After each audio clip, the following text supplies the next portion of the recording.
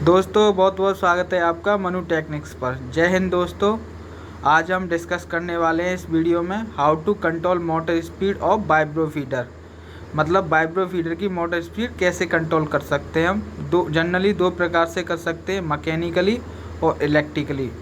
इस वीडियो में deeply discuss करेंगे इस दोनों पॉइंटों के बारे में, मैकेनिकली एंड इलेक्ट्रिकली। दूसरा है what is JSB full form, मतलब जेएसबी की फुल फॉर्म क्या होती है। और इसके साथ ये भी जानेंगे what is the frequency in India, मतलब इंडिया में कितनी फ्रिक्वेंसी होती है, कितनी यूज की जाती है। चलो वीडियो स्टार्ट करते हैं।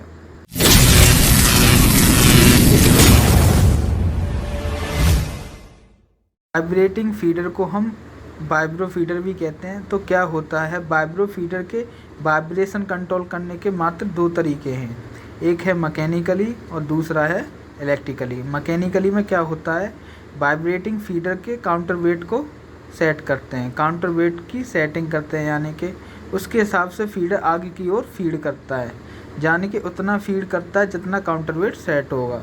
और मैकेनिकली में क्या होता है, मोटर की स्पीड कंट्रोल नहीं कर पाते हैं, इसमें केवल काउंटर वेट सेट होता है। और दूसरा है इलेक्ट्रिकली। इलेक्ट्रिकली कंट्रोल में क्या होता है, एक बार काउंटर वेट को सेट कर देना होता है, 80 पे कर दें, 90 पे कर दें या 100 पे कर दें। 80 पे कर रहे हैं तो 90 पे कर रहे हैं तो या 100 पे कर रहे हैं तो कितना परसेंट वाइब्रेशन दे रहा है। यदि आपको पूरी नॉलेज लेनी है काउंटर वेट के बारे में या वाइब्रो फीडर के बारे में, तो मैं इस पर एक वीडियो बना दूंगा। काउंटर वेट सेट कैसे करते हैं, काउंटर वेट कितने पे सेट करते हैं तो कितना परसेंट मटेरियल निकलेगा, और वाइब्रो फीडर कैसे काम करता है। चलो आगे बढ़ते हैं। तो इलेक्ट्रिकली में हम क्या करते हैं, मोटर की स्पीड को कंट्रोल कर लेते हैं। अब ये दोनों में से कौन सा मेथड आसान है, आप कमेंट करके बताना कि मैकेनिकली आसान है या इलेक्ट्रिकली आसान है। होता क्या है, जब हम एग्रीगेट से जेएसपी निकालना स्टार्ट करते हैं तो हमें क्या करना होता है, मैकेनिकली फीडर को काउंटर वेट सेट करना होता है, क्योंकि एग्रीगेट में प्रोडक्शन कम होता है और जेएसपी में ज़्यादा होता है। यदि आप जेएसपी का मतलब नहीं जानते हो तो जेएसपी का मतलब होता है ग्रानुलर सब बेस। बहुत लोग नहीं जानते होंगे जेएसपी की फुल फॉर्म क्या होती है। इस वीडियो में आपको जानकारी मिल गई। वापस हमें जेएसपी टू एग्रीगेट प्रोडक्शन निकालना होता है, तो हम वापस से क्या करते हैं, वाइब्रो फीडर का काउंटर वेट सेट करना पड़ता है दोबारा से, क्योंकि इसमें प्रोडक्शन कम करना पड़ता है। एक बार काउंटर वेट सेट कर दें दोनों प्रोडक्शन निकाल लें, ऐसा नहीं हो सकता है। जीएसबी के लिए अलग काउंटर वेट सेट करना पड़ता है क्योंकि इसमें प्रोडक्शन ज़्यादा होता है। एग्रीगेट के लिए अलग काउंटर वेट सेट करना होता है क्योंकि इसमें प्रोडक्शन कम होता है। यहाँ तक तो आपको क्लियर हो गया होगा कि मैकेनिकली वाइब्रो फीडर को कंट्रोल करते हैं तो हमें बार बार काउंटर वेट सेट करना पड़ेगा। इलेक्ट्रिकली हम क्या करते हैं, ऐसा नहीं है कि हम इसके वोल्टेज को कम कर देते हैं, ऐसा कोई सिस्टम ही नहीं है। हम वोल्टेज को कम करते हैं तो मोटर की स्पीड कम कर लें।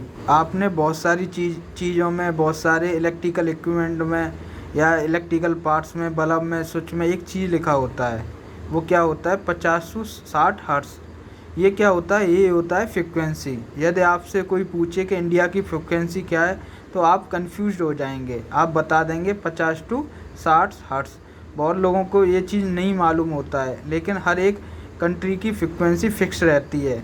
इंडिया के लिए 50 हर्ट्ज़ होती है फ्रिक्वेंसी।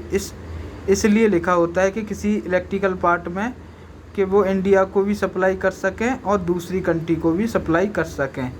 50 से 60 हर्ट्ज़ लिखा होता है। तो आपको ये भी क्लियर हो गया होगा कि हमारी इंडिया के लिए फ्रिक्वेंसी 60 हर्ट्ज़ होती है। तो हम क्या करते हैं, मोटर की स्पीड को कंट्रोल करने के लिए एक डिवाइस लगाते हैं जिसका नाम है VFD, यानी कि वेरिएबल फ्रिक्वेंसी डिवाइस।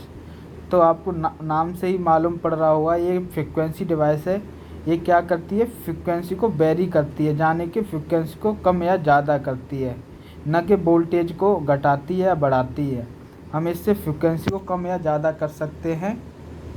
आपने देखा होगा ऑपरेटिंग पैनल में कि घुमाने वाला एक सिस्टम लगा होता है, उसे हम पोटेंशियल मीटर बोलते हैं। पोटेंशियल मीटर क्या करता है, इसके बारे में एक बहुत ज़्यादा डिटेल में एक वीडियो बनाएंगे पोटेंशियल मीटर पे, तब हम डिटेल में बता देंगे BFD पोटेंशियोमीटर से कैसे वर्क करता है। जनरली क्या होता है, जब हम पोटेंशियोमीटर को हम घटाते हैं तो फ्रिक्वेंसी कम हो जाती है और मोटर की स्पीड भी कम हो जाती है। वैसे ही बढ़ाते हैं तो क्या होता है, फ्रिक्वेंसी बढ़ जाती है, लेकिन इतनी भी नहीं बढ़ती है कि हमारी 50 हर्ट्ज से भी ज़्यादा हो जाए, क्योंकि 50 हर्ट्ज से ज़्यादा हो नहीं सकती, क्योंकि उसी 50 हर्ट्ज के हिसाब से उसे डिज़ाइन किया जाता है।